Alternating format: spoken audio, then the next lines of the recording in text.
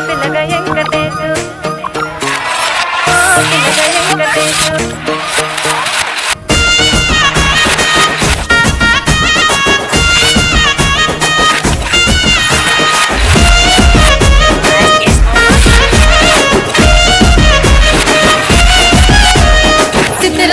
మనసు నాది చిన్నగా పోతుంటావో చూడక పోతుంటావో ఇంట్లో చిన్నదాన్ని నేను చిత్రాల దానితో